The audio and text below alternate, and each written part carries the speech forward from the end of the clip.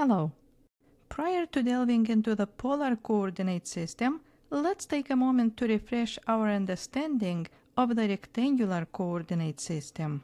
This system is built upon two axes. The horizontal axis is the x-axis and the vertical the y-axis. Each point in this system is represented by two coordinates. The first one is the x-coordinate and the second the y-coordinate. The x-coordinate indicates how many units we move left or right, and the y-coordinate how many units we move up or down. In contrast, the polar coordinate system has a single axis, and it is called the polar axis. This axis is a horizontal ray that starts at a point called the pole, and it extends to the right.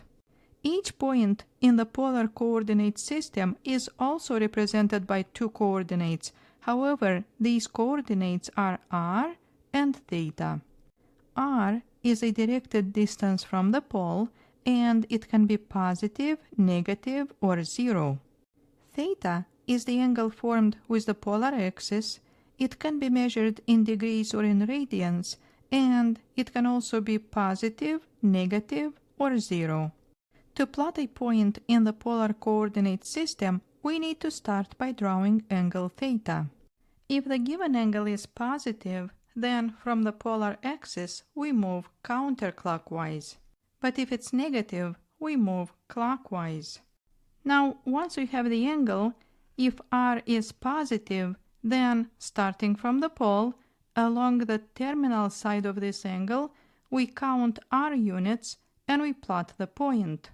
But if r is negative, then we need to extend this terminal side into the opposite direction of the pole.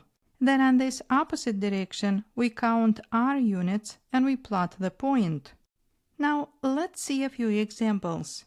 First, we will plot the point 2, 45 degrees. So in this point r is 2 and angle theta is 45 degrees. We will start by drawing the angle of 45 degrees, and because this is a positive angle, from the polar axis we will move counterclockwise. So here's the angle of 45 degrees, and now because r is positive 2, along the terminal side we will count 2 units. So here we have 1 and then 2. So here is the point with the coordinates 2 and 45 degrees. In the next example, we will plot the point -4, 60 degrees. So we will start by drawing the angle of 60 degrees, and again, because this is a positive angle, from the polar axis we will move counterclockwise. So here is the angle. But now, because r is negative, this point will not be located on the terminal side. Instead, we need to extend this line into the opposite direction, then from the pole count 4 units and plot the point. So this is the point with the coordinates -4 and 60 degrees. The next point we will plot will be -3, -π/2. So in this example, both coordinates are negative, and angle theta is given in radians.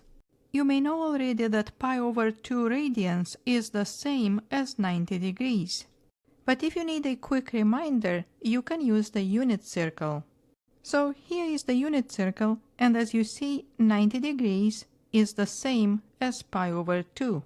Now, if π/2 is generated by a counterclockwise rotation, -π/2 will be generated by a clockwise rotation. So here we have the polar axis, and we will move clockwise to draw the angle of -π/2. So this will be the terminal side. And now, because r is negative, the point will not be located on the terminal side. Instead, we need to extend the terminal side into the opposite direction from the pole, and then count 3 units and plot the point. So here we count 3 units, 1, 2, 3, And now this is the point with the coordinates -3, -pi/2. A great tool for plotting points or graphing polar equations is to use the polar coordinate grid. On this grid, this is the polar axis with the pole right at the center. The grid also has concentric circles centered at the pole. The first circle has the radius 1, the second radius 2, the third radius 3, and so on. This will help us accurately count the number of units from the pole. These lines show angles in degrees, but these angles could also be in radians. And just like in the unit circle, along the polar axis the angle is 0, counterclockwise rotations generate positive angles, and clockwise rotations generate negative angles. Now let's see a few more examples. First, we will plot the point -1 pi. This is another point where the angle is in radians, and pi radians is the same as 180 degrees. And again, we can use the unit circle and see that pi radians is the same as 180 degrees. So here we have the terminal side of angle pi, but because r is -1, we need to move into the opposite direction and count 1. So this is the point with the coordinates -1, pi. The next point we will plot will be 3.5, -2 pi/3. From the unit circle, we see that 2 pi/3 is the same as 120 degrees. And we can break this down into 60 degrees and another 60 degrees. Now on the polar coordinate grid, to draw -2 pi/3, from the polar axis we will move 60 degrees and another 60 degrees clockwise.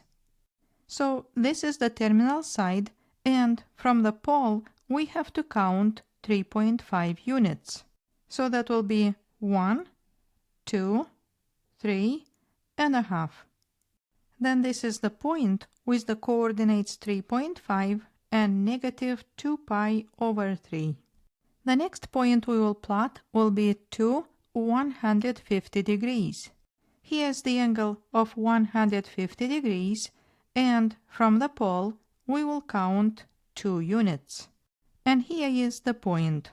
And now the last point we will plot will be -2, -30 degrees. First we will move clockwise 30 degrees, so here is the terminal side of -30, but because r is negative, we need to extend this terminal side into the opposite direction. Then on this opposite side we count 2 units and we plot the point. And do you see that this is the same point that has the coordinates 2, 150 degrees? So yes, in the polar coordinate system, each point can have multiple representations. In fact, each point has infinitely many representations. And we will talk about this in the next video. Thank you for watching.